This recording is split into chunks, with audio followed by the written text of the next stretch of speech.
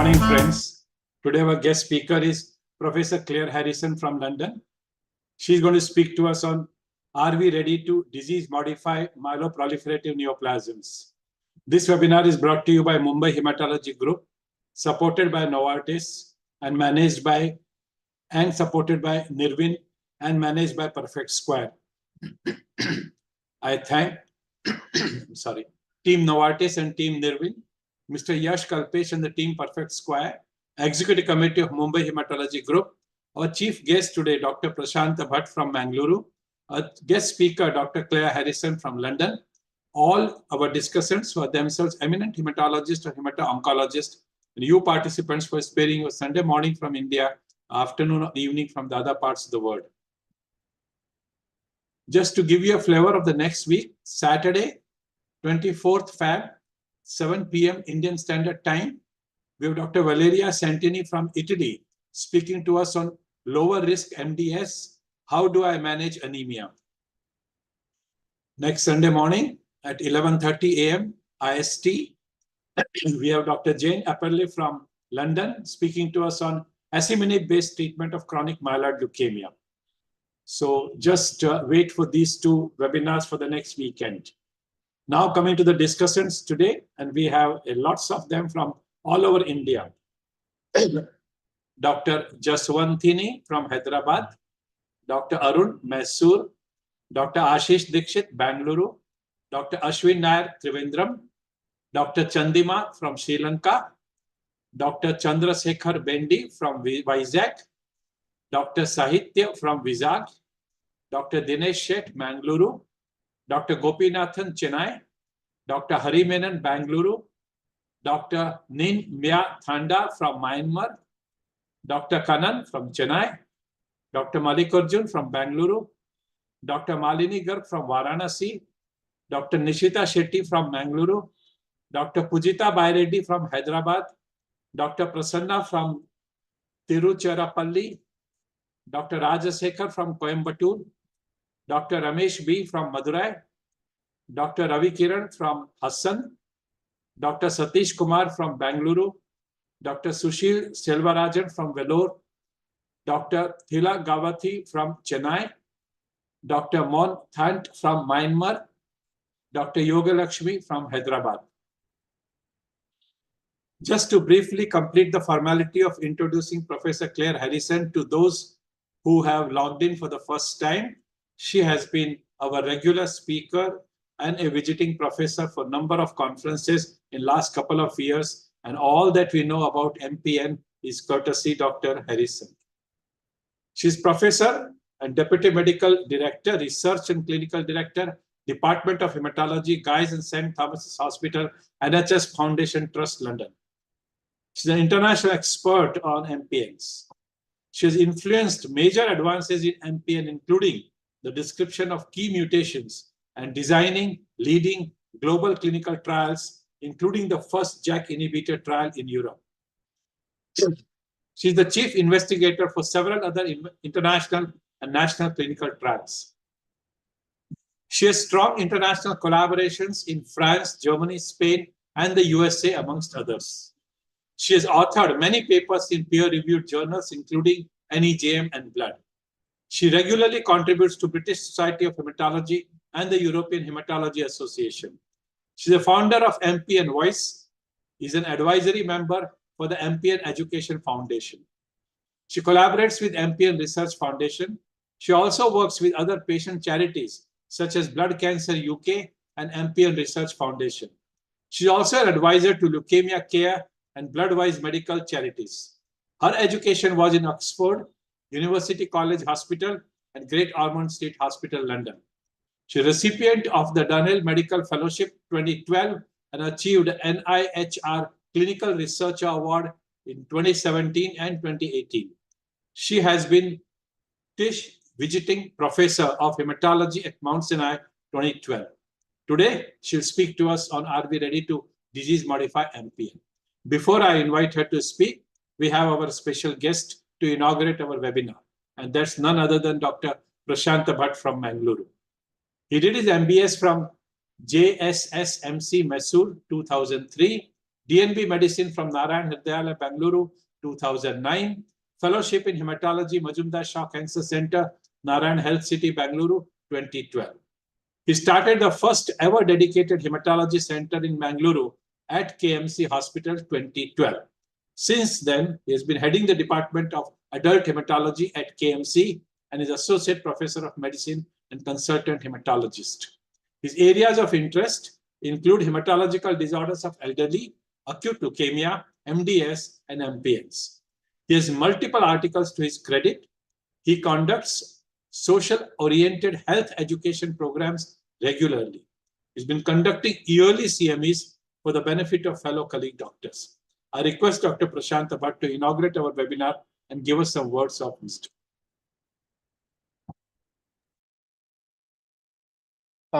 Thank you, sir. Thanks a lot for inviting me for inaugurating this webinar. Am I audible, right, sir? Yes, you are audible. Yes, sir. So it's really been an honor to inaugurate this webinar. Such a fantastic venture that you have started during COVID era. I really envy the current junior colleagues of mine, who have been so lucky to interact with the international faculty so regularly and learn from international faculty this direct hematology. What we learned is from textbooks and association with the other colleagues, our seniors, professors, during only the physical conferences that we were attending during our student days. But nowadays, it has been regular master classes that are happening in webinar. Thanks to Mumbai Hematology Group and MB Agarwal sir for this fantastic initiative. I basically when I started this hematology career, this webinar was not there and we did not know anything about it. But now it has been a regular part of our life and it's very good. I sincerely urge all my junior colleagues to make use of this. We learn hematology, the most advanced hematology from international faculty, their direct experiences. It is a wonderful experience. I'm 100% sure the current generation of hematology colleagues who are going to come into practice are 100% sure better than us in what we were when we were in our early days of hematology. Having said that, there are certain advice I would like to give to my junior colleagues. Especially when you come out to practice, be careful. Don't jump to the conclusions. Make a final diagnosis accurately. Without diagnosis, never start treatment for anybody. Always make a final diagnosis based on molecular studies. Do maximum tests that is possible as per the patient's financial constraints are concerned. And then only you initiate the treatment. And when you initiate the treatment, tell them all the treatment options that are possible, available, and then only initiate the treatment. This I am telling you with my own experience. Elderly patient, 85-year-old gentleman with BALL. I was just, treating, I was discussing palliative care, and the relatives themselves asked, can you give inotuzumab? Then this is the level of education that the patients have now. They know all the modern treatment options that are available. And lot of the people are either they have come to you either as for the second opinion, or they are going to go for a second opinion after listening to you. So be very careful in telling the treatment options. Never deviate from the protocol unnecessarily. Just because we feel something, do not deviate. Always stick to the protocols. Some dosage modifications are okay, but gross deviations are not okay. Be wary of medical legal issues. So document everything correctly, and be careful when commenting on second opinions, especially when the patient has come to you to take a second opinion. Be very, very vigilant on commenting on what the first hematologist has given suggestion. Otherwise, we will have to face the wrath of the patients. The patients many a times are testing us what we are telling, what treatment we are suggesting, and they just want to create conflicts between the colleagues. So be careful, always be vigilant, and learn from these webinars. These are the great opportunity to learn the hematology in the easiest way.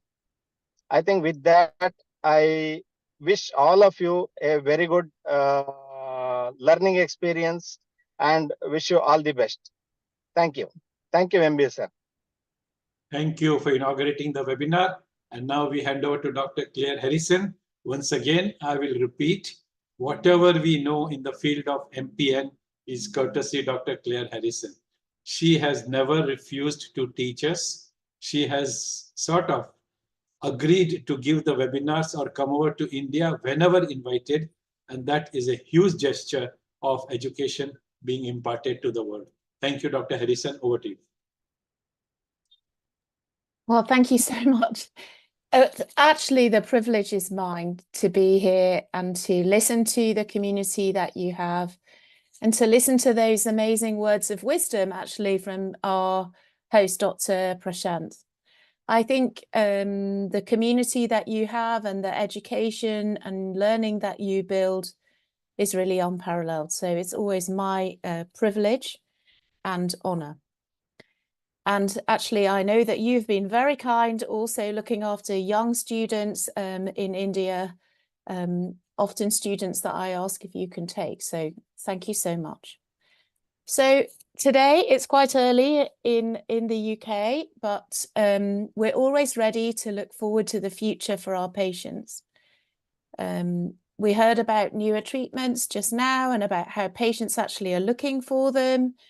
And actually, what patients often want, of course, is to be able to modify their disease. So this is the subject of the discussion we're having today. Actually, it's made me think a lot in preparing this talk.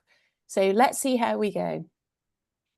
And let's see if we can make the slides work too. So these are my conflicts of interest. We're going to speak about some newer therapies, and some of them will be off label. And just a reminder for those of you who are new to hematology or newer, who haven't seen a patient with an MPN yet, these are the diseases for the most part that we are talking about. So when we talk about MPN, we're usually talking about so-called Philadelphia negative disease, ET, too many platelets, PV, too many red blood cells, myelofibrosis, very disordered marrow, splenomegaly symptoms, and for all of these, a risk of developing leukemia.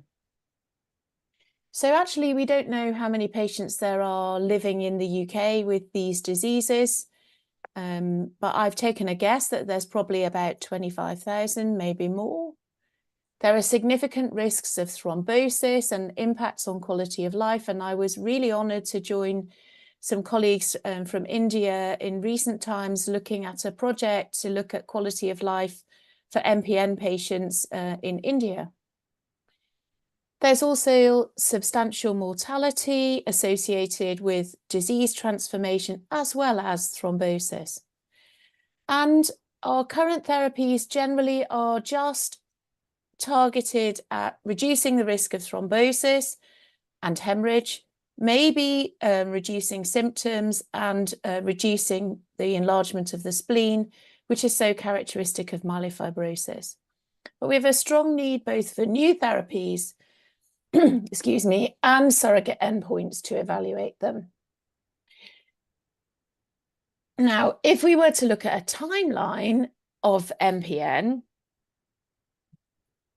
coming almost to the current day, we would see these figures. This is Vaquez, who described PV. We're going to look at another picture of him later. This is William Damaszek, who was the editor of Blood in 1951, who first used the term myeloproliferative and indeed included CML. And I see you have my lovely colleague, Jay Napoli, coming to speak to you about the latest CML therapy, asciminib, in 2 weeks' time. So maybe if I can have an invitation, I would love to come to that webinar. Over time, The polycythemia vera study group was initiated and did trials, including first diagnostic criteria. And in fact, these studies influence our treatment today. But we really had some major moves forward, as we've shared before, with the description of the JAK2 mutation in 2005, and then on to more modern targeted therapies. These are built on the foundation of the PVSG, a big study we did in the UK called MLC-PT1, which is nearly 30 years old. And we're now moving towards molecular monitoring and targeted therapies. And in 2024, is it time now, this morning, to think about how we reevaluate our approach and think better for our patients towards this concept of disease modification? And this is what I want to cover with you this morning or this evening, wherever you are. What is disease modification? And then thinking about this in the context of these diseases, and as we move towards maybe immunological approaches. So what is disease modification? So this is one definition. It's thought about in the context of many different diseases: rheumatoid arthritis, Parkinson's disease, Alzheimer's, as well as the cancer therapy areas which we perhaps are thinking about this morning. So it's treatments or interventions that affect the underlying pathophysiology of the disease and have beneficial outcome on its clinical course. So here are some examples of how we are already disease modifying in MPN. So many people think about MPN as a little bit the backwater of haematology. We have only recently had targeted therapies, etc. And in reality, we don't cure many of our patients. But actually, the PVSG studies modified disease. They showed an impact on thrombosis and they showed an impact on leukemia. Some of those impacts were negative. For example, radioactive phosphorus or chlorambucil used in the earlier studies definitely accelerated leukemia. But more recent times, the CYTO-PV study demonstrated the need to control the hematocrit, and the ECLAP study, all of these carried out by colleagues in Italy and across Europe, showed the benefit of aspirin. So simple interventions, careful management can indeed modify disease. So these are the two studies that led to the benefits. So a 4-fold reduction in cardiovascular mortality with aspirin and careful control of the hematocrit. So it must be less than 45 for patients with PV. If you are lax and allow the hematocrit to be higher, then the patients have a higher risk of thrombotic events. But of course, we want to do more than this, and this is what we will be focusing on this morning. What's new? How can we tell we might be modifying the disease and taking a glimpse into the future? So one of these glimpses, because I haven't used an example of myelofibrosis already, is of course the introduction of targeted therapy. And this is some data from a big cancer centre, which you'll be well familiar with. I'm sure lovely colleagues from there do speak on your lecture series.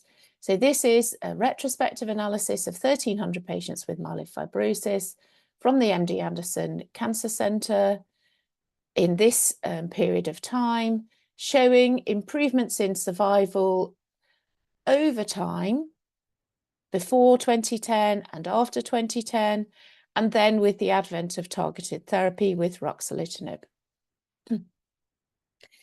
So when we think about disease modification, we are talking about impacting disease course. I've drawn your attention already to impacts for patients in my introduction on thrombosis. I talked about symptoms, we talked about disease transformation, but there are other impacts for patients, and I referenced the landmark studies that have been done, including a huge effort by colleagues in India that maybe we'll talk about in the discussion, thinking about these other impacts for our patients.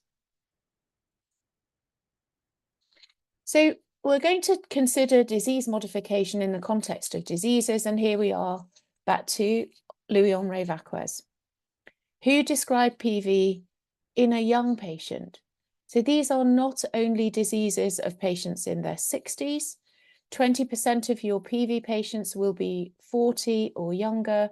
And so it's really important to carefully manage not only all patients, of course, but to particularly think about long-term consequences of treatments. And I'm going to show you some latest data of that from across the world for young ET and PV patients this morning.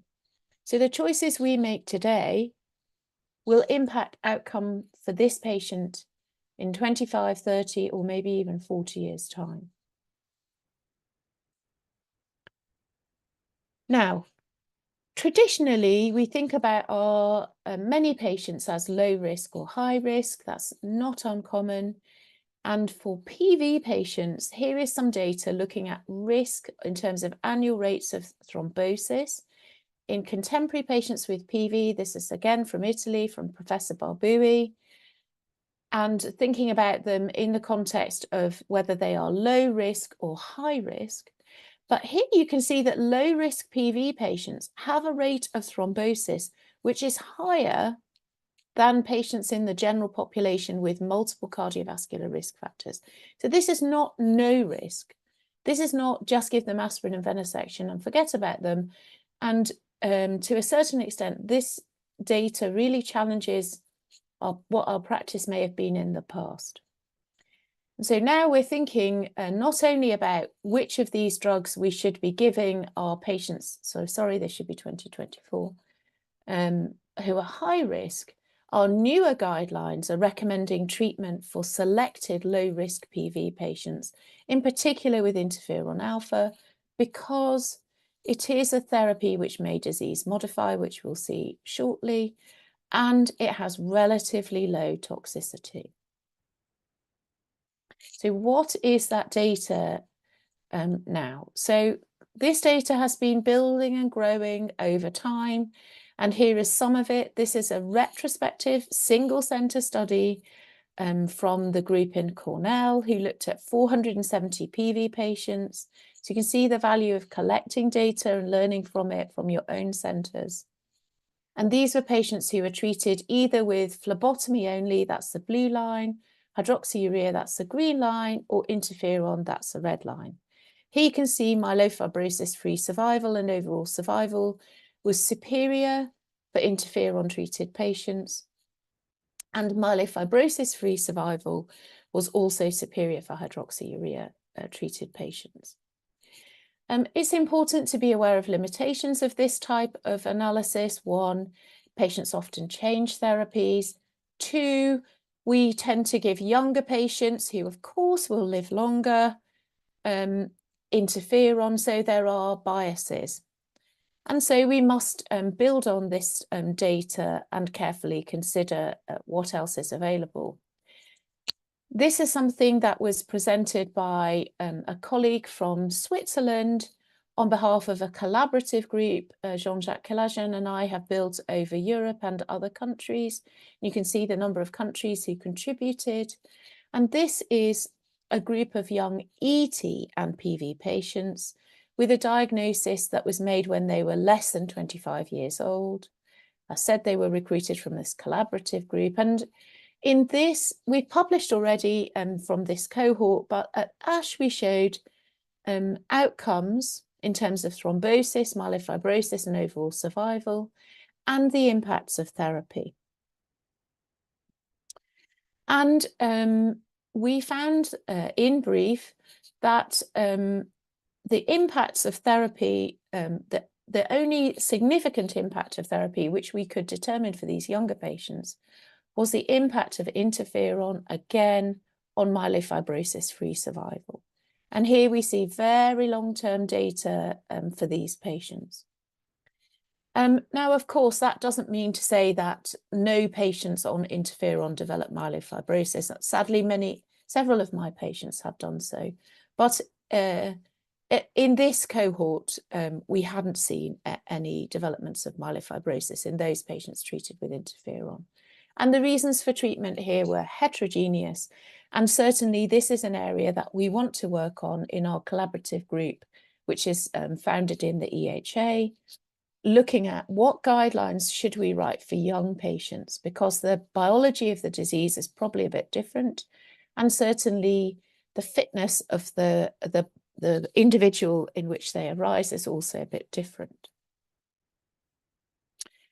There's also cumulative data from this study, which is the so-called PROUD or continuation and then continuation PV study, which was carried out by Heinz Gislinger, a huge giant in this field, and again, Professor Kalajan. And here, patients with PV were randomized to either a newer formulation of interferon, ropeg interferon, which is pegylated interferon alpha 2b, and whereas most commonly in clinical practice across the world, I think alpha 2a, pegylated interferon or Pegasus is probably used.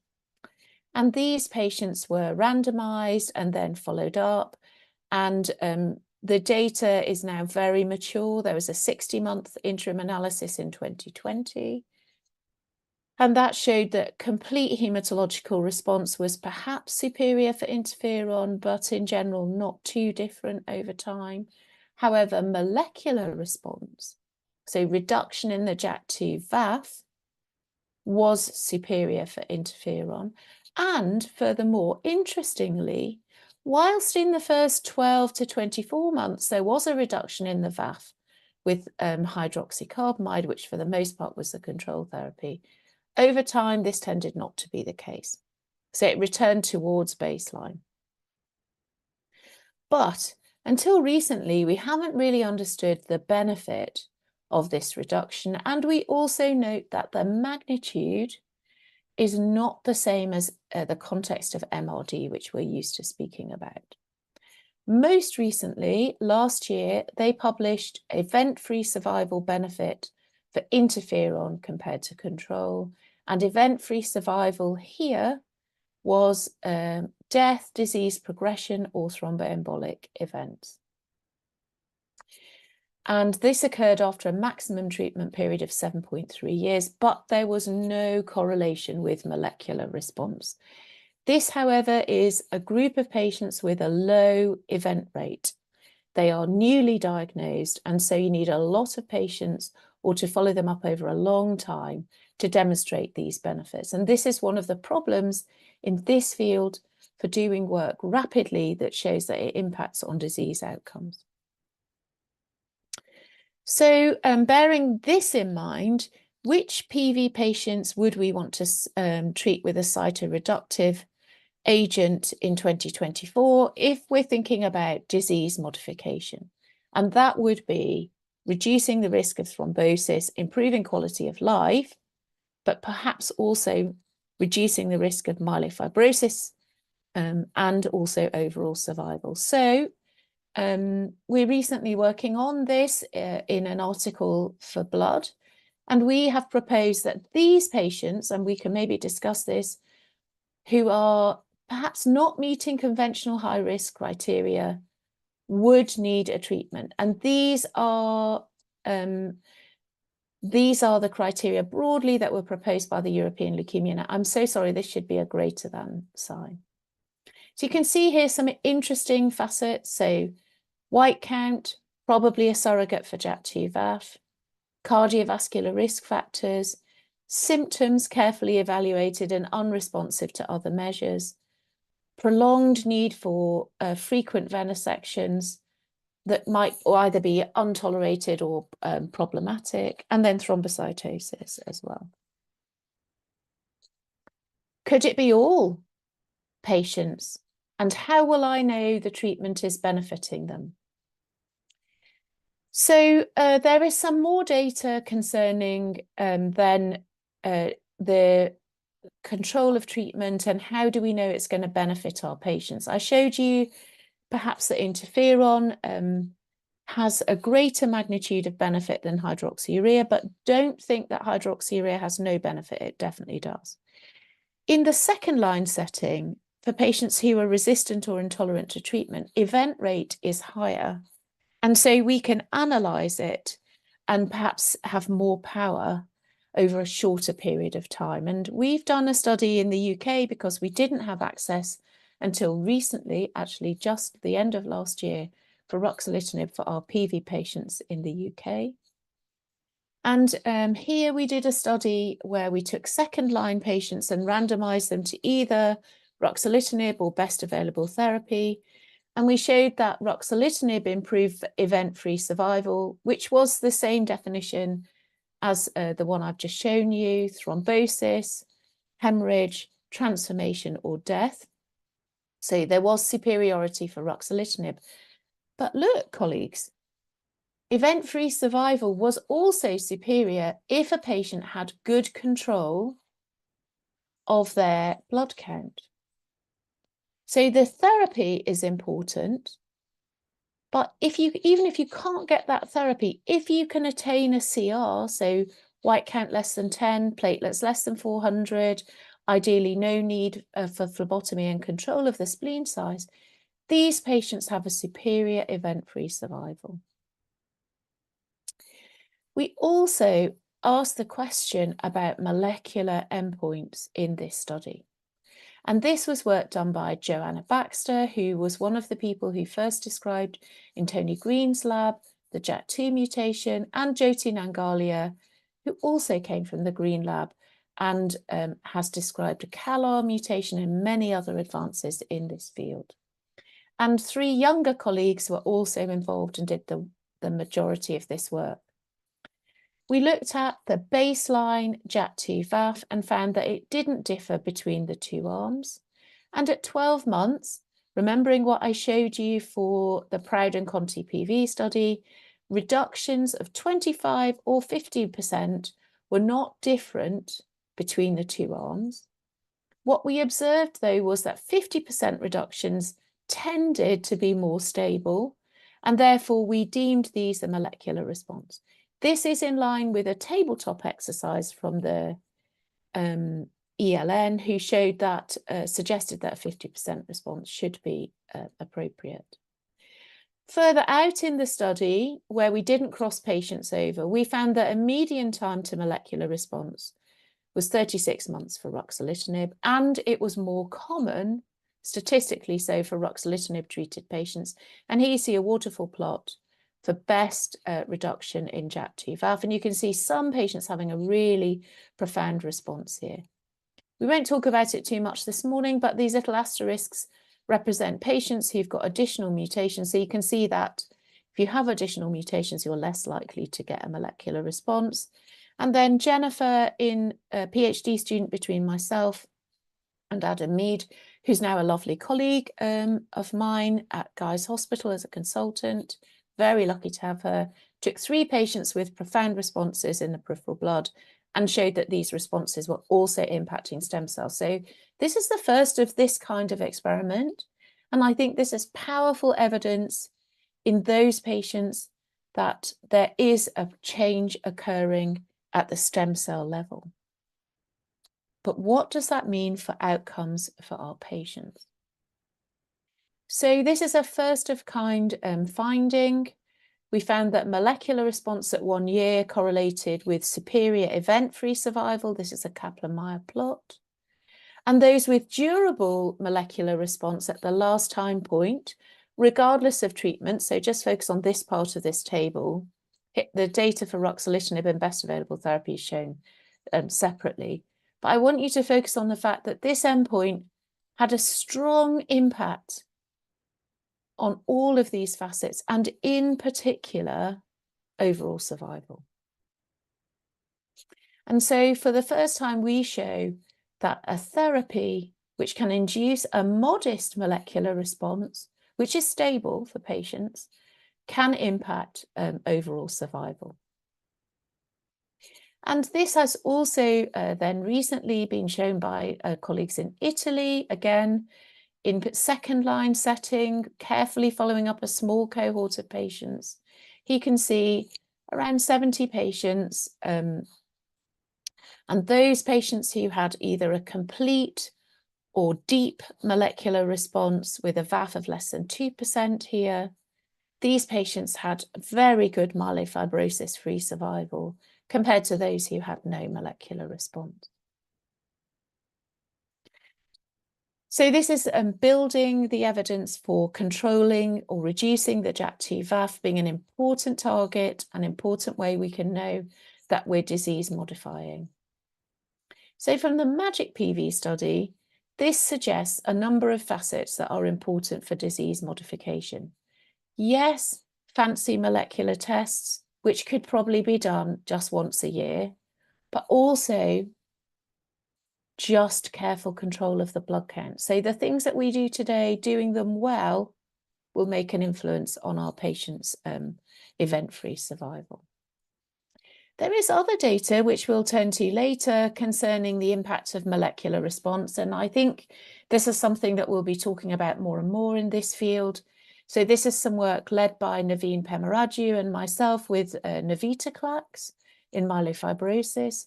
Those patients who had a 20% reduction in VAF having a better survival here. And also previously done by John Mascarenhas, who I think is coming to one of your fantastic conferences later in the year.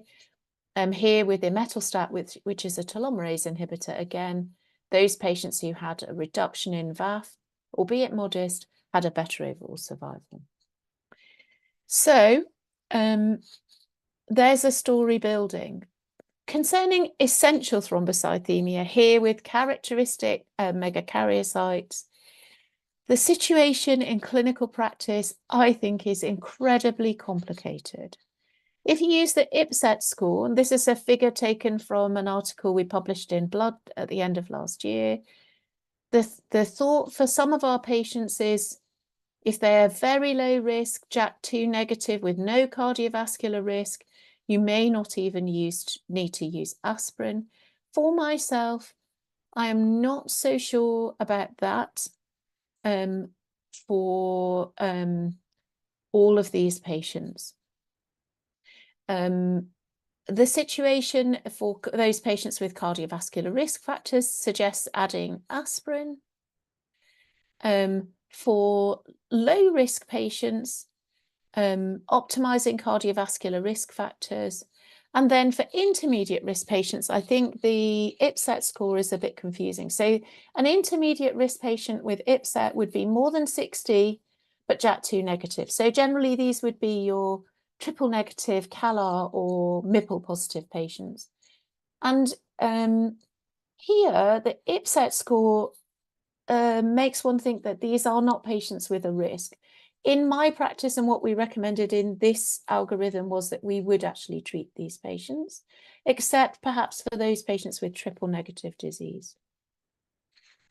We have some new options in ET. The LSD1 inhibitor bomedemstat is entering phase 3 trials in the front line and in the second line setting.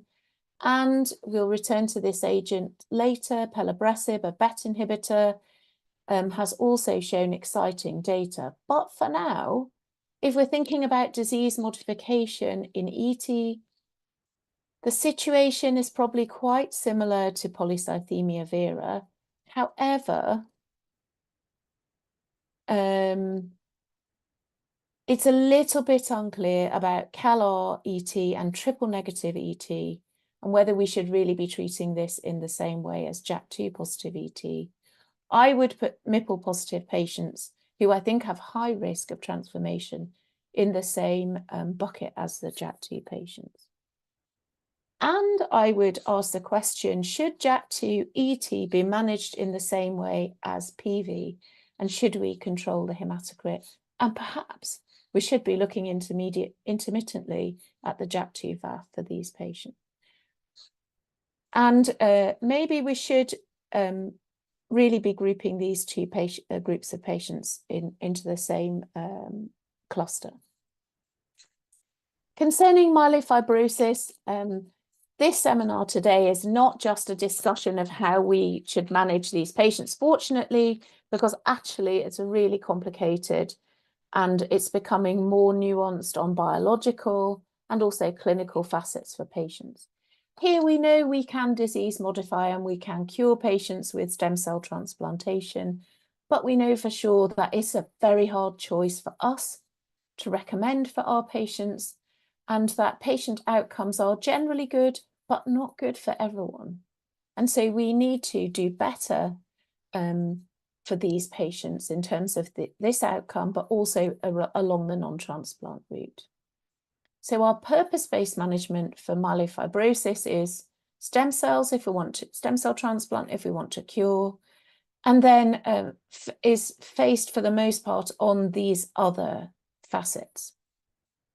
However, we do know that ruxolitinib, the first-in-class JAK inhibitor, can lead to survival benefit for patients. So not only reducing the spleen, improving symptoms, but also survival benefit for some patients. And we've seen this data when we've met before.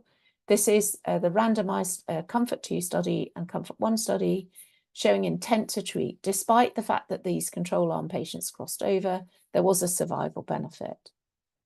This also demonstrates the benefit of early versus late. So if you have the opportunity to treat and you think the patient is eligible, treating early with a targeted therapy such as this is probably important. We can gauge likelihood of survival benefit by spleen response, even by palpation, which was shown in the earlier phase studies. And I know we've discussed this data before. New in the field, and to draw your attention to it, is the RR6 score. So this is a very nice score drawn up by the group of Francesco Passamonti and others, looking at your patients after 6 months on ruxolitinib. How do you know this patient's going to do? Do you need to think about adjusting to something else? Very simple clinical parameters. Is the dose of ruxolitinib less than 20 milligrams twice a day? Is the spleen length reduced by 30% at month 3 and 6? And is there a need for red cell transfusions at these time points? And using this simple nomogram, which you can look at online, you can make your patients into 3 different distinct categories.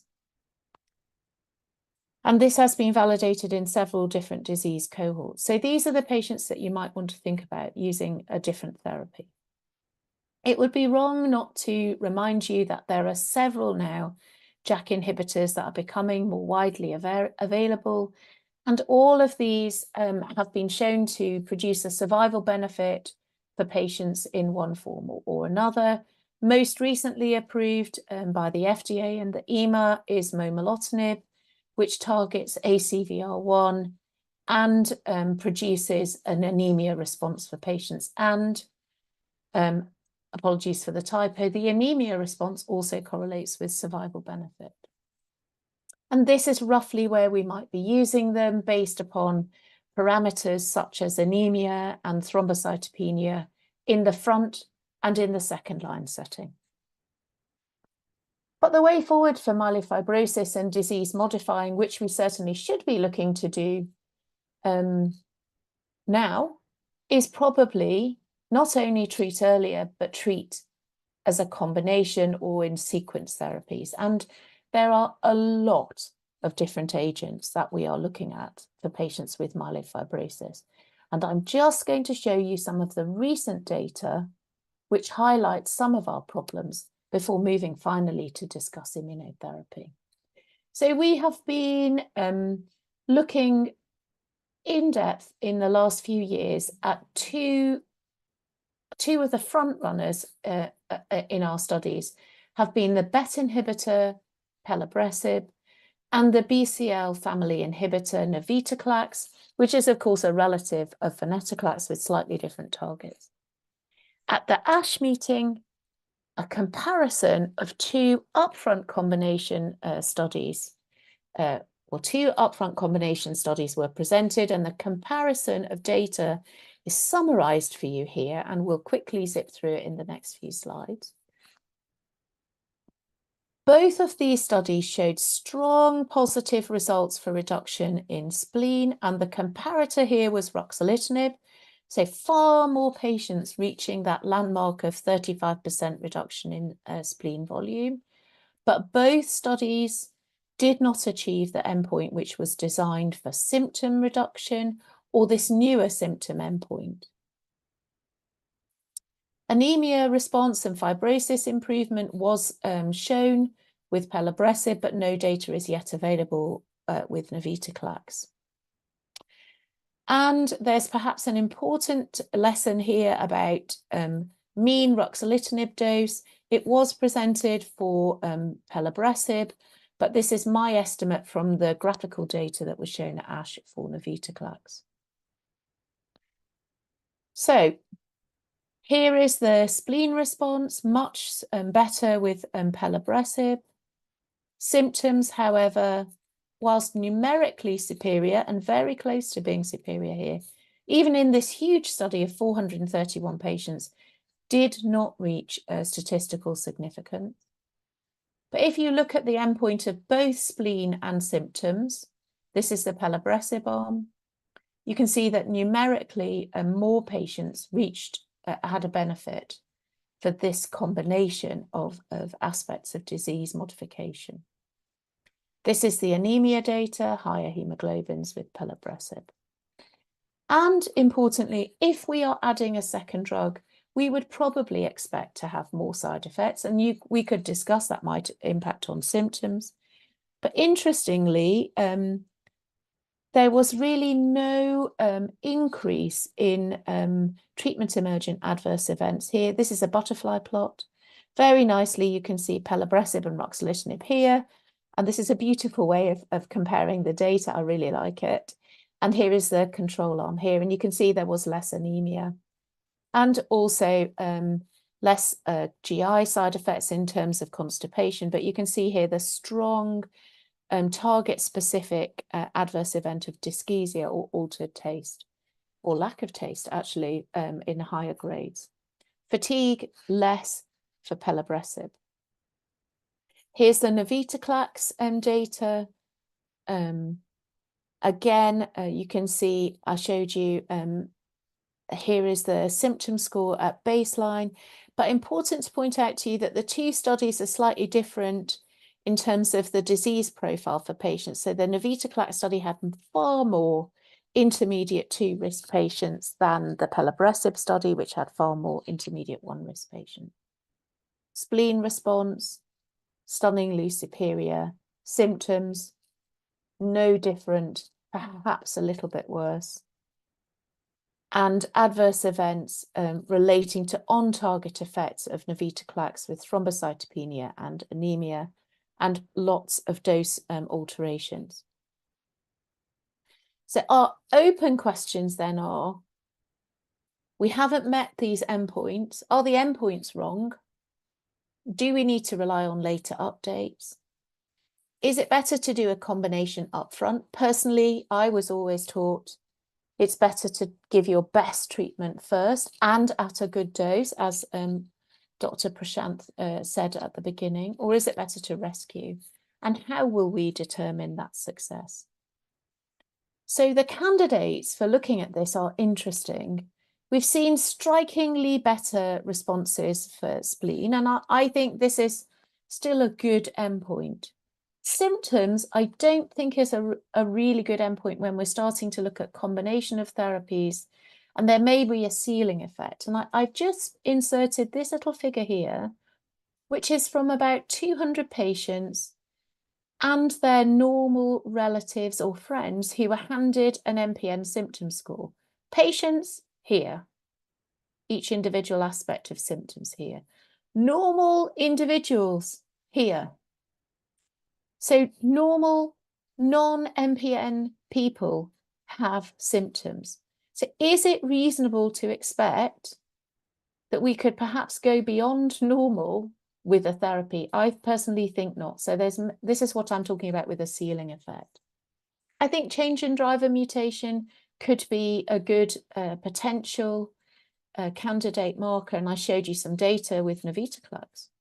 And then also perhaps changes in megakaryocytes and other pathognomic histological features, or changes in bone marrow fibrosis. And I just inserted here another little picture from ASH. This is with either ruxolitinib or fedratinib, and a different BET inhibitor. And here you can see the fibrotic score, spleen response, the JAK2 VAF, and also with the bar chart, reduction in megakaryocytic clusters. So you can see a kind of comprehensive approach to disease modification shown here. And this is what I think we'll be doing in this field going forward. And if we have time, I just want to quickly talk about immunotherapy. So we've talked a lot about JAK, we've talked about JAK allele burden, but what about calreticulin? 30% or so of patients with MF and ET have calreticulin mutation. I think no patients with PV should have that mutation. So if you find that mutation in a patient you think's got PV, either they've also got a JAK2 mutation, which is very rare but can occur, or they've got another cause of erythrocytosis. So anti-CALR immunotherapeutics are potentially the future in MF and ET. And Beth Sala, another fantastic, really good early phase researcher and clinician. This is her slide, which she lent to me. I think it's a beautiful slide because it talks to us about all of the different forms of immunotherapy that we could think about. And she talks specifically about CALR. So we know that mutant CALR has its effect in the Golgi body, affects tertiary and quaternary structure of proteins, but it's also secreted and it binds to MPL, the TPO receptor. And we think this is how it generates disease. And mutant CALR has a disease-specific, mutant-specific C-terminus, which is then also expressed on the surface and then potentially could be a target for some immunotherapy. And there are 3 different immunotherapies which are being tested now in patients with MPNs. And all of these studies are currently open and recruiting patients. We have this patient open and study open, and we've been vaccinating patients both against CALR and also some JAK2 epitopes. So not giving up on JAK2 as an immunotherapy. The Insight CALR antibody, and then a bispecific antibody targeting CALR and bringing the CD3 positive T cells to the CALR location. And this is the data in a mouse with the mutant CALR antibody that was presented at ASH in 2022. A key question is, how will we determine benefit for these therapies? And whilst there's a clear biological rationale and a strong track record for immunomodulatory agents in hematology, there are plenty of questions. The level of expression, for example, of mutant CALR on stem cells versus megakaryocytes. There's potential for severe thrombocytopenia and aplasia, immune-related toxicity. Will the antibodies penetrate well enough into fibrotic microenvironments? What about the microenvironment? Is that going to be inhibitory in terms of immunotherapies? And as we sadly learned in COVID, these patients often have an impaired immune effector cell function, including antigen presentation. So we need to validate these approaches, but they offer great hope for our patients. So looking to the future, we may begin to define patients based on their molecular profile. So this is some lovely work also done by Jyoti. Sorry, the build didn't work. So we might define our patients. For JAK2 positive patients, we may consider interferon or ruxolitinib, but we may treat JAK2 ET in the same way as PV. For CALR patients, we may be using immune therapy. We should probably be treating our patients earlier, especially if we can modify disease, perhaps except for triple negative ET. We'll monitor perhaps with molecular studies, but we won't forget that our current therapies, when carefully applied, do modify outcomes, in MPN. So I want to thank everybody in the team, locally, internationally, lovely colleagues, my family, and those of you for joining us here today. Thank you so much, and I look forward to questions. Thank you, Professor Claire. 6 months ago, you spoke to us, and in 6 months, the talk is totally different. So much of futuristic data, so much of research, total change of approach. Thank you so much for updating us. This was beautiful. Thank you.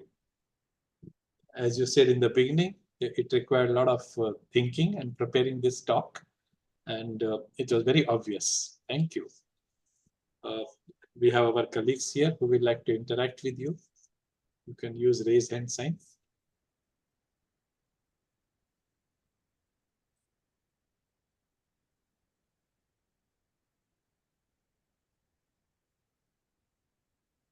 No questions. That's great. Yeah. I mean, No I'm Dr. Arun. controversy. All are thinking of somebody else. Hello. Question. Ashwin, go ahead. You are muted, Ashwin. Hello. Yes, please go ahead with the question. Yeah, hello. Can you hear me, sir? Yeah. Yeah. Good morning to you, ma'am. Actually, it was a great talk. And so actually, my question is, it's not related to the future of MPNs. My questions are more basic because I feel we are still a long way to go compared to what you have been achieving at your center. So I got basically two practical questions for you. One is, how do you treat low risk primary myelofibrosis, where the patient may only have anemia as a symptom, and there may be no other no other symptoms with them? How do you really treat them in your clinic personally? Because we know there are a lot of like EPO, danazol, thalidomide, steroids. A lot of treatments are available, but how do you personally approach them?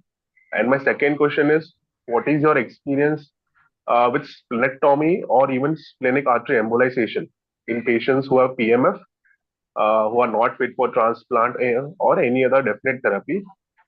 Because I have a patient who is a 67-year-old male. He's CKD stage 5, and he has got a very massive spleen, and he has a transfusion-dependent anemia. Like his hemoglobin is around 3 to 4 only. So in such patient, we were considering whether a splenectomy or a splenic artery embolization may help him, have a better quality of life. Thank you. Thank you so much. Actually, those are difficult questions. I love discussing these clinical practicalities with you. Let's take the second one first. So splenic artery embolization is not something we traditionally do a lot in the UK, but as I've been talking to colleagues internationally, I have learned that this is done in some areas. I have just one patient who came to me from another centre in the UK who unfortunately developed necrotic tissue and an abscess after that event. So that's put me off a little bit. So I think I need to learn from you. I do think that splenectomy can be incredibly helpful for patients, but you need to have an experienced surgeon and you need to be ready for the side effects. So we know that it can be risky, especially if the spleen is enormous and the patient is cytopenic, which patients often are. So if this is the only option that's available to you, I don't know that there's data to support this, but my feeling is you shouldn't wait until the patient is really unfit. You need to think about operative risk. You need to make sure they're in front of a really good surgeon, and you need to make sure that you work with the surgeon, because bleeding and thrombosis are common side effects, as I'm sure you all know. Now, so yes, I think it's reasonable. I don't really have a preference. I think it would depend on your experience. Concerning anemia, well, for me, it depends a little bit on, how severe is that anemia? Is it progressive or not? And what is the molecular risk for that patient? So we didn't talk in detail because I just focused on disease modification, but, some patients may have a mild anemia, which goes for, decades without changing. And these may well be the CALR type 1 mutant patients. So it's interesting that we have this immunotherapy, which may well be very, very expensive. And we know that type 1 CALR, for example, has got probably the most benign disease course. So one is how severe, what is the trajectory? Don't forget other causes of anemia. So these are also really common, right? Iron deficiency, B12 folate, etc., autoimmune hemolysis. Simple therapies, I think, can be very effective. I think we are thinking more and more about iron chelation if you are heavily transfusing a patient. Otherwise, my preference, if I have an option, and I do have the option of using momelotinib now, if the patient has intermediate risk disease or above with a splenomegaly, I would intervene with a JAK inhibitor. And momelotinib improves anemia, so it shouldn't worsen it. But there are many options. Thank you. Thank you so much, ma'am. You, Dr. Ashwin. Dr. Amit, your question. Thank you so much, ma'am, for that fantastic talk. Ma'am, are you really justified now in 2024 that every high-risk patient who is PR, polycythemia vera, should be started on interferon as early as possible once diagnosed and get rid of old age hydroxyurea anymore now? Whoa, I love that controversial comment. No, not every patient. I mean, I think this is something that for sure, first of all, I would say, you know, some patients clearly can't have interferon. Some patients who have got active depression that can't be managed, some patients with florid autoimmune disease, these patients should not have interferon. Some patients will go on interferon and their pruritus will get a lot worse. For somehow it activates pruritus for some patients. And hydroxyurea does modify the disease. I'm just showing you the difference between those two agents over the course of 20 or 30 years. And I'm saying if you're treating a patient who is younger without contraindication, I would perhaps consider steering them towards interferon. And I think there is stronger evidence of disease modification. So if you think the patient's going to have a long disease course, and if the choice is open to you, I would consider it, yeah. Thank you, ma'am. Thank you, Amit. Dr. Sahitya. Thank you, ma'am. That was an enlightening talk. My question is, do you routinely practice JAK2 allelic burden in your clinical practice? Monitor the allelic burden. Yeah, so yes, I have begun testing it maybe once a year or so for my patients. So yes, I do monitor it. Do I act on it? Not at the present time, because still learning how to do that. And what we haven't looked at in our data set, and I want to try to look at it, is the reduction in allelic burden, does that is that additive to clinical response for patients? Because for most of our patients, we're not trying to give them a survival benefit over the course of 20 years. A patient who might be 75, 80, who presents with PV, we're really also thinking about quality of life, complications of therapy.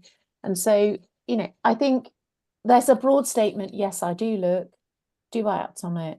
Not at the moment. I think it's quite cheap. I think if the test is, robust, why not? Because then in 3 or 4 years' time, maybe then when we know a little bit more about how to interpret that, you'll have the data for your patient. Thank you, ma'am. Thank you. Thank you, Dr. Sahitya. Dr. Yoga Lakshmi. Thank you, ma'am, for the excellent lecture.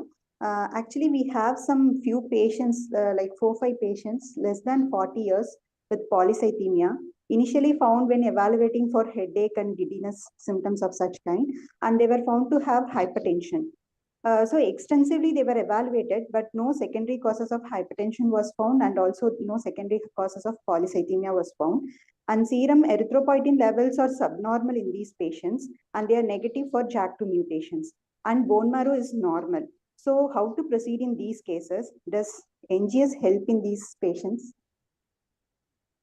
Thank you, Dr. Lakshmi. That's an excellent question. I suspect if the EPO is suppressed and the bone marrow is normal, it's a little bit difficult. So first of all, how sensitive is the JAK2? And how good is your pathologist at looking at the bone marrow? So need to be really careful and really sure.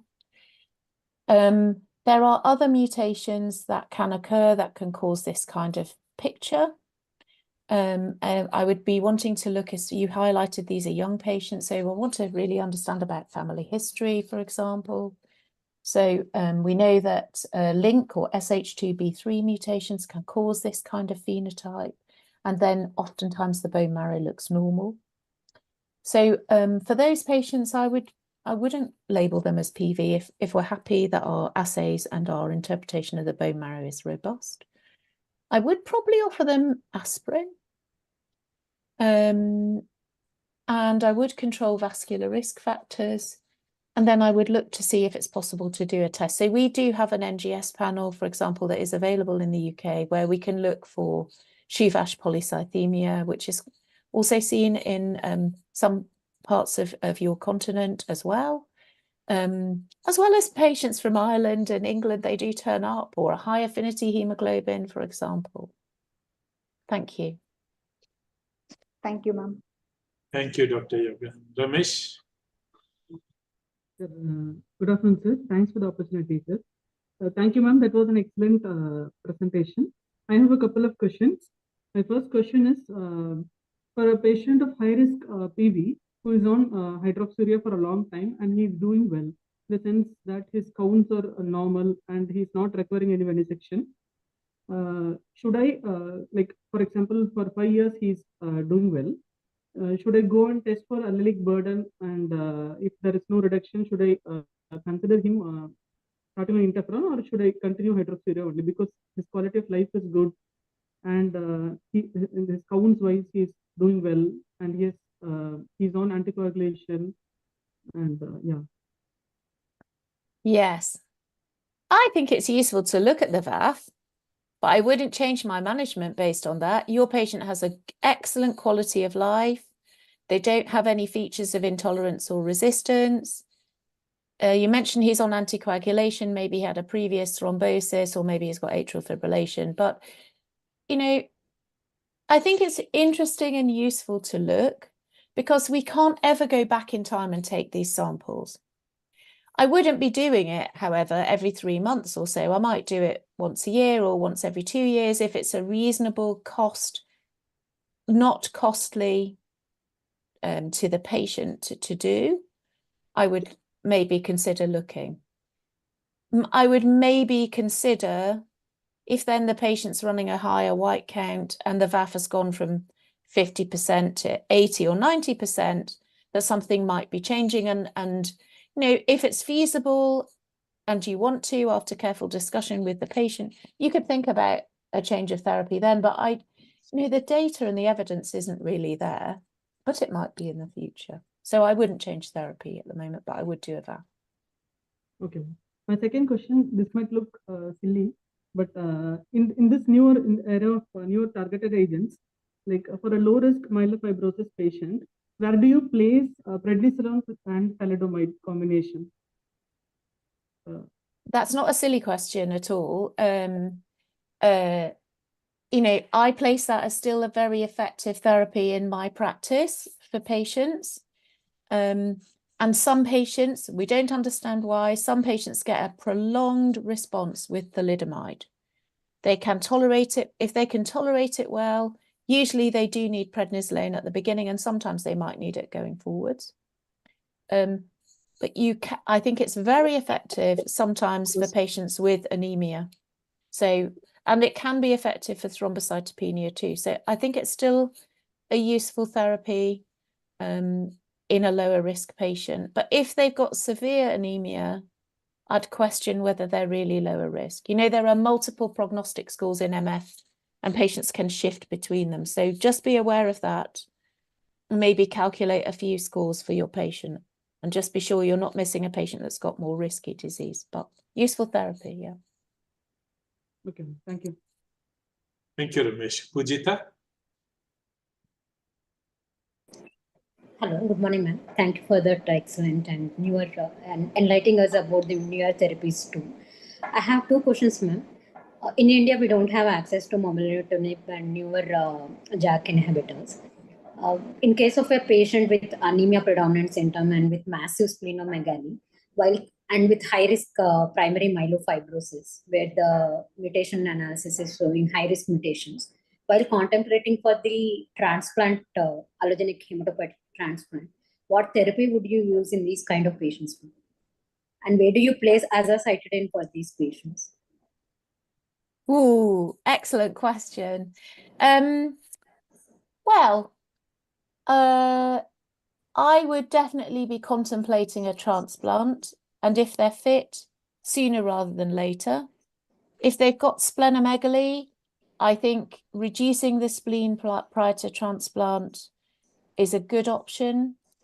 I think a JAK inhibitor is a far better option for that than azacitidine. And azacitidine hasn't really been tested as such, certainly as a monotherapy in patients, substantially in patients with high risk MF. We have used it as an add-on therapy for those patients who are getting accelerated phase, so blasts more than 10 but less than 20%. And we have found it to be quite effective, but I don't expect it to reduce spleen size. So I think if you're prepping your patient for transplant, a short course of JAK inhibition is probably good. It generally improves the performance status of the patient. If you have increased blasts, could be there because of the high molecular risk, definitely a risk anyway. Azacitidine might be reasonable. And if you can't take the patient to transplant because of cost, the patient chooses not to, comorbidities, etc., and the patient has got higher risk disease with increasing blasts, I think we're very interested in the combination with azacitidine, but we do need to remember that that adds an extra burden for the patient and extra risks of neutropenia, frequent hospital visits, etc. So I would be very careful about using that and carefully monitor benefit for patient. Thank you. And one more question. I had a patient recently. She's a middle-aged female, around 35 to 38-year-old female. She had a previous history of some arthritis, for which outside orthopedician has used platelet-rich plasma infusions. Platelet-rich plasma infusions into the joint. I mean, the orthopedicians must be using this therapy for reducing the pain locally. Previous to this therapy, her platelet count used to be normal. And post this therapy, her platelets are ranging between 11 to 14 lakhs. I never came across the literature also showing that PRP would result in this elevated platelet count. So I did bone marrow test and NGS panel testing also. Bone marrow is showing increase in the number of megakaryocytes, but they are not of the morphology suggestive of any MPN as such. There is no clouding or clustering of the megakaryocytes.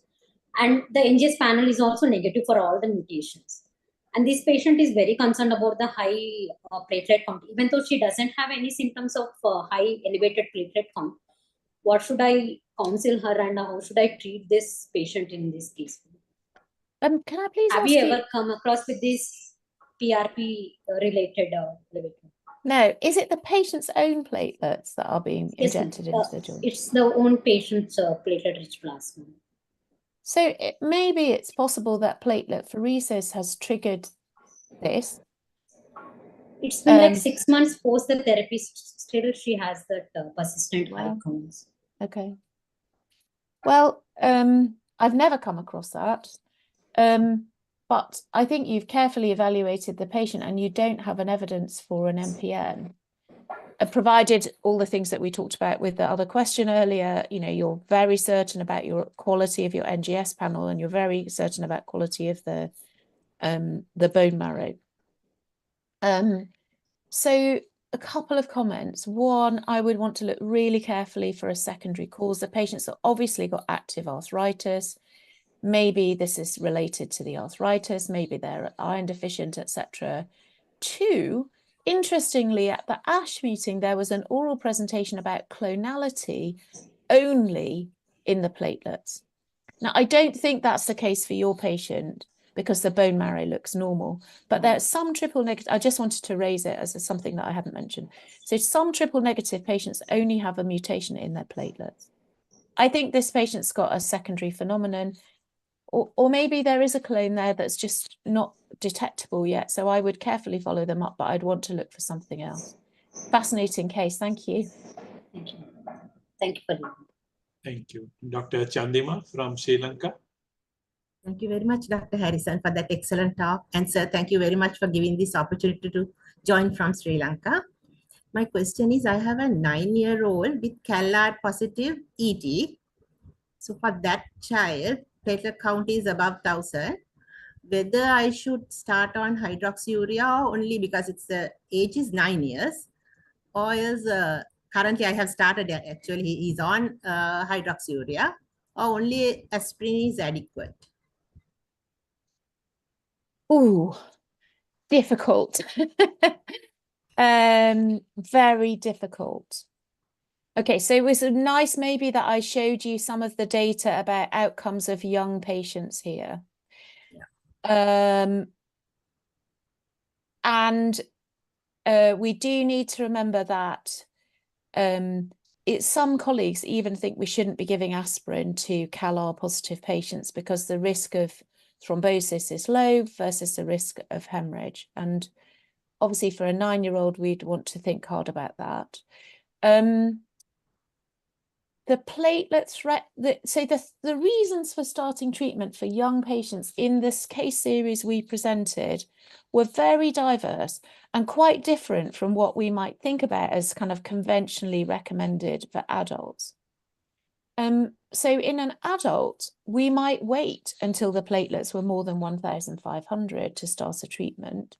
But in my experience, often children do have quite a lot of symptoms, and often they're kind of microvascular symptoms, so headache, migraines, time off school. And these impacts are really important for the child's social as well as other development and educational attainment, etc. So sometimes we can start a treatment, and I suspect that's probably partly why you're starting with this lower platelet count.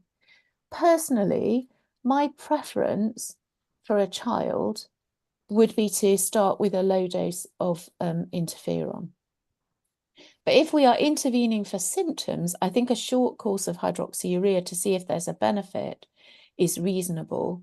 If in the long term you want to use a therapy and if interferon is an option, then I would consider layering the interferon at a very low dose to try not to interfere with anything for that child on the top, and then gradually wean off the hydroxyurea. But if hydroxyurea is the only treatment that you have available, it is a very reasonable treatment.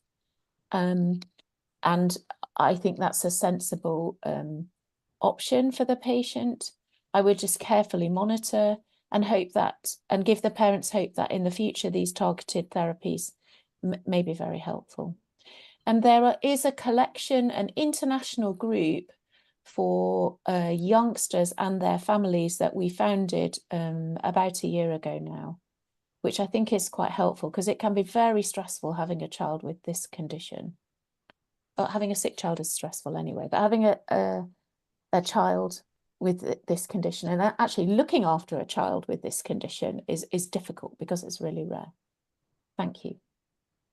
There's another child. He was diagnosed at the age of 6 years with polycythemia, JAK2 positive, and now she's 12 years. So she was on hydroxyurea because platelets were also high. So whether now we should change it to interferon as you suggested. When I listened to your lecture, I thought we should give her a trial of interferon and see. I definitely think so. Yeah. If you can. The other thing we haven't touched on for interferon, of course, is the beautiful data that suggests you can actually, if you treat early, you're more likely to get a molecular response. And if you can have a control of the blood count and a VAF of less than 10%, maybe for 1 or 2 years, you may be able to take them off a treatment. So freedom from treatment is also important because it's freedom from toxicity too. So if it's feasible and if they will tolerate it, I would consider it. Thank you. Thank you very much. Okay, thank you. Thank you, Dr. Chandrima. Dr. Arun? And thank you, Dr. Claire, for the excellent talk. My question is, we have a decompensated liver disease patient with portal hypertension, splenomegaly, pancytopenia. Bone marrow earlier, about a year back, was normocellular, consistent with hypersplenism. Over a period of time, his spleen started increasing in size, and only isolated platelet count started increasing. So we did bone marrow, and also we did molecular tests. Now he is MPL positive. So he has compensated liver disease, portal hypertension, splenomegaly, spleen size is increasing, and also his platelet count started increasing more. So we started with low dose of hydroxyurea. The moment you start hydroxyurea, his platelet count marginally decreases, but other cell counts almost becomes drastically comes down. So how do we go around?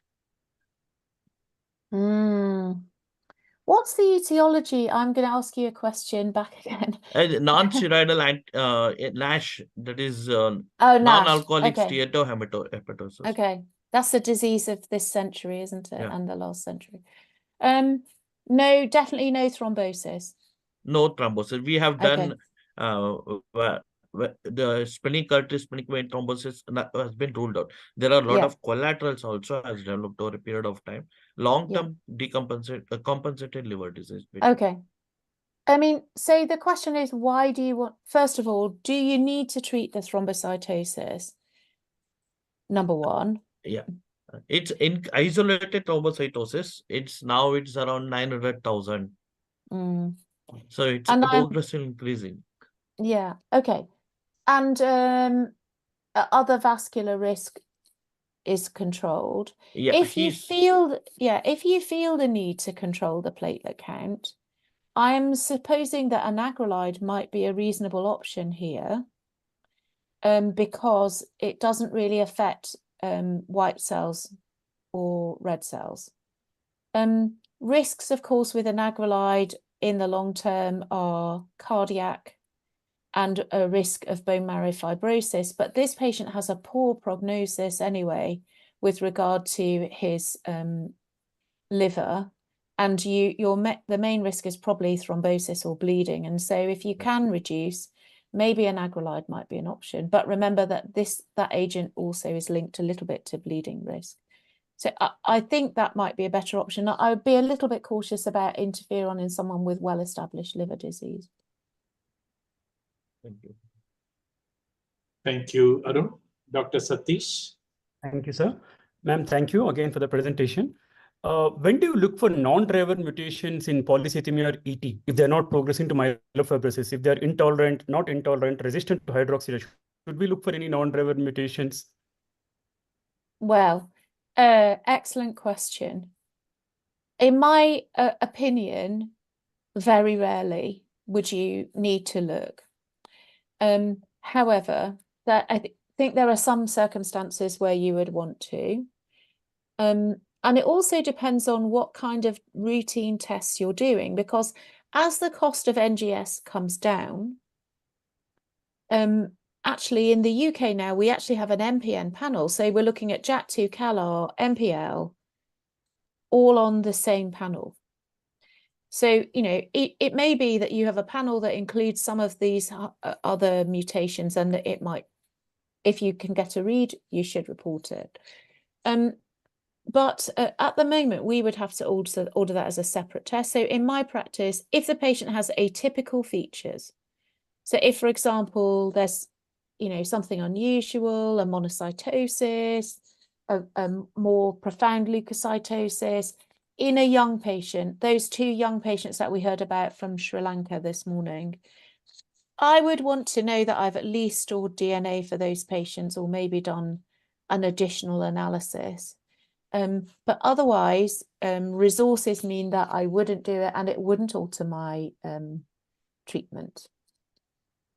And ma'am, in patients with PV, especially you gave that beautiful slide when you would recommend cytoreductive therapy, apart from high risk and low risk situations, when you would prefer cytoreductive therapy.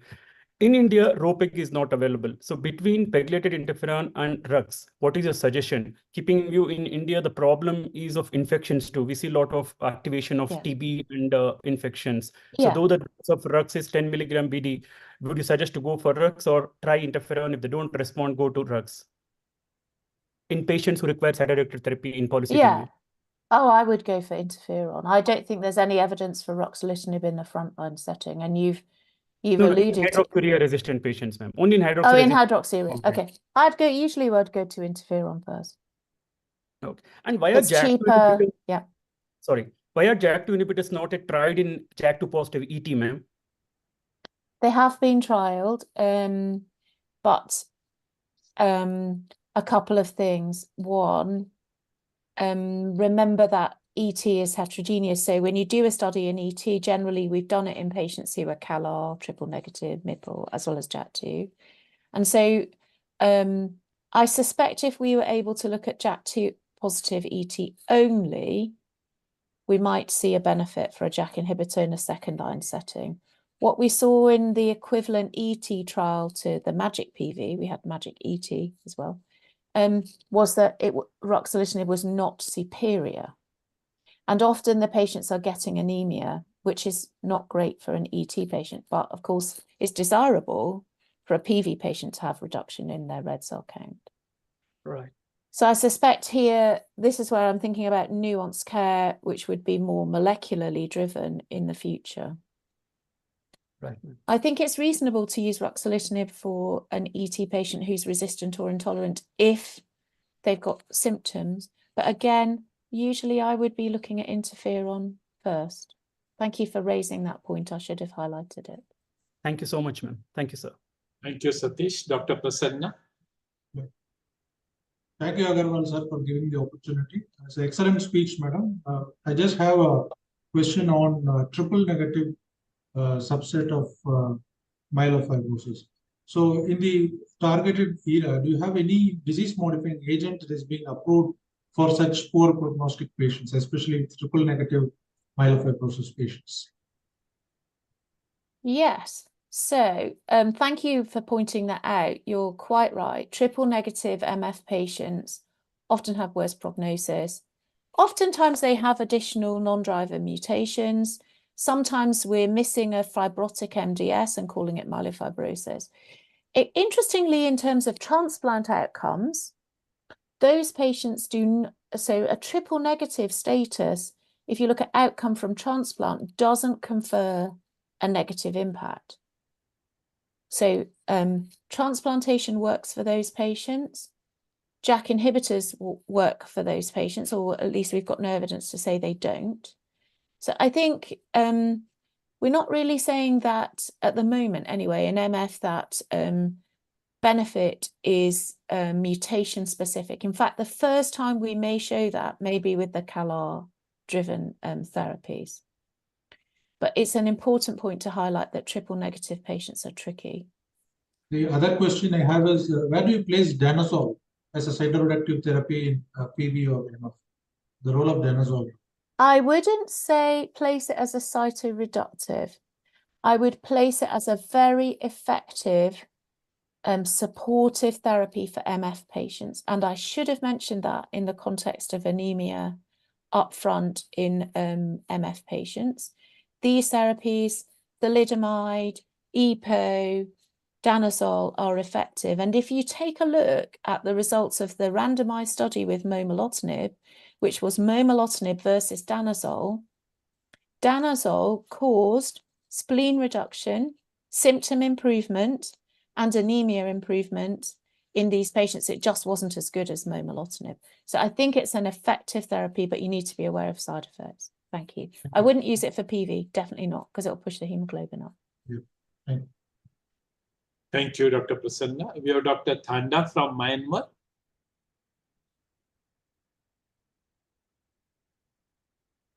Thank you, Madam, for your excellent lecture. I want to know any response difference of anagrid like in types of ET patient, like the JAK2 positive ET or CAL positive ET?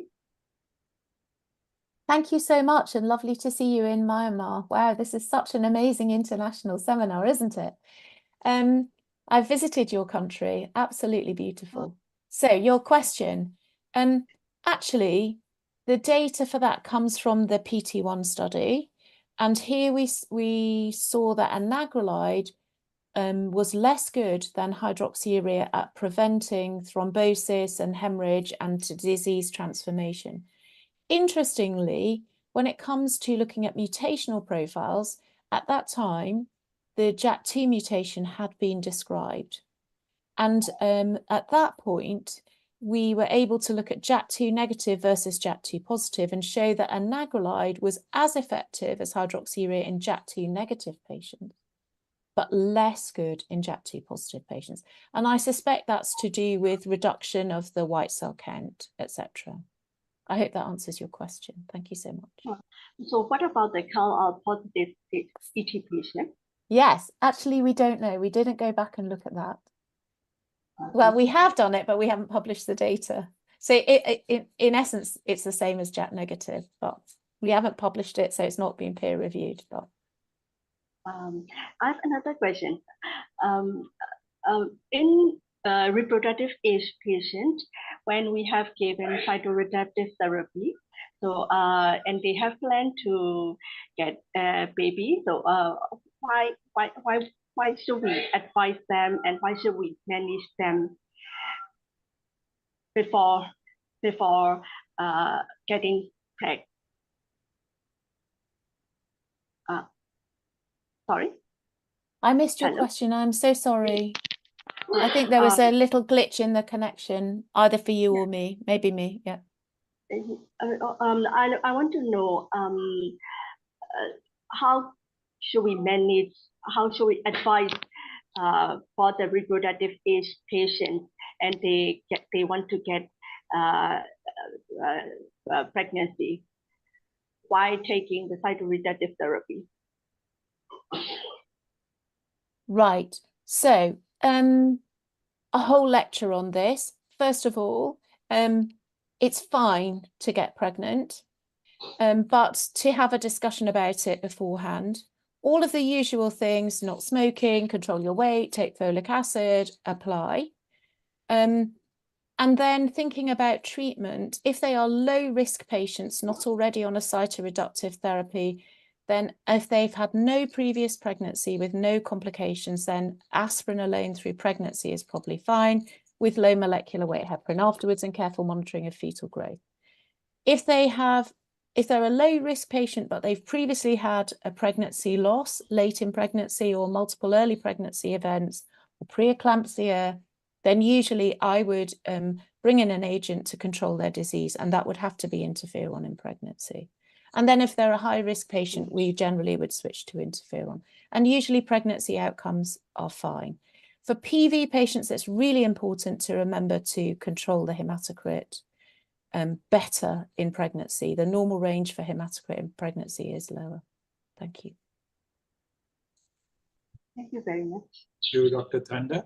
Dr. Yoga Lakshmi, you have hand raised sign. Any more question from you? Yes, sir. Actually, we have a 72-year-old male with primary myelofibrosis, CALA type 1 mutation, and DIPS plus high risk.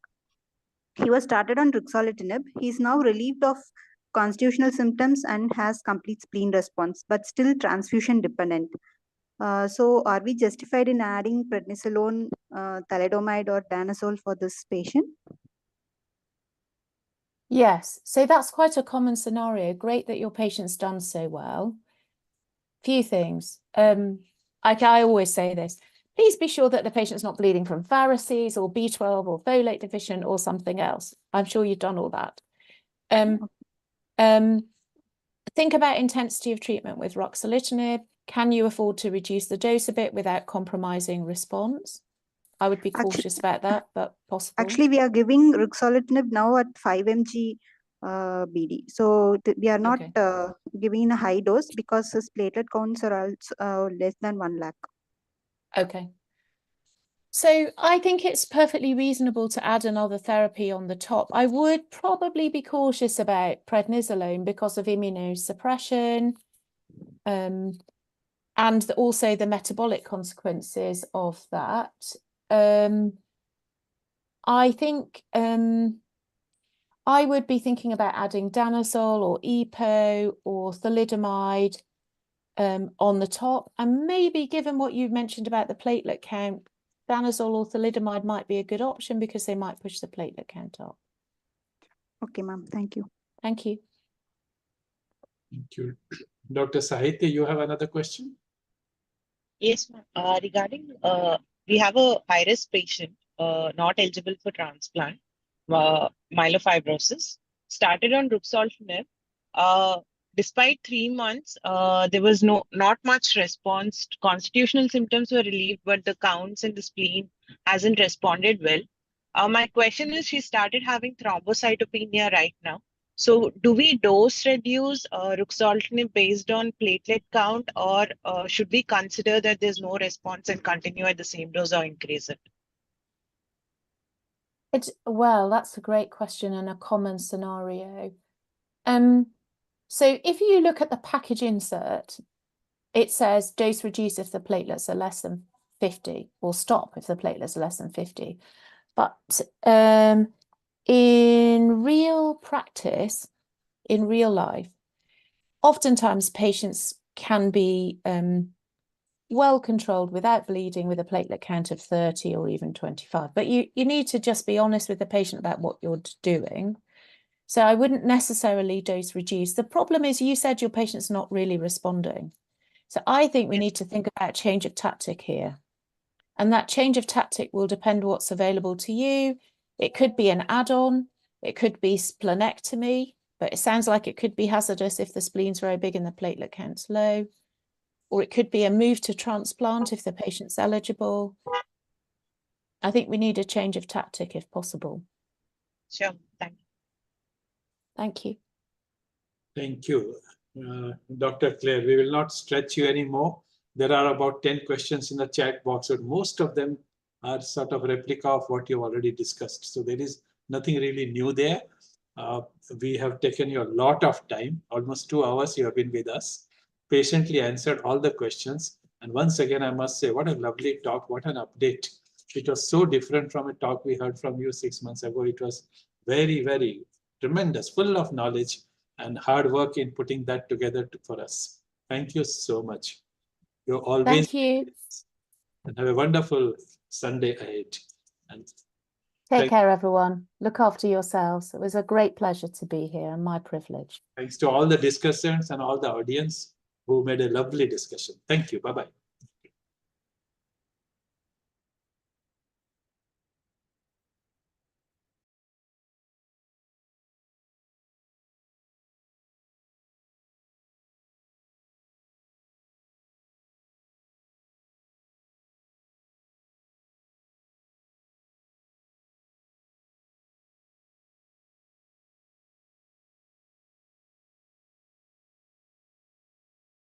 you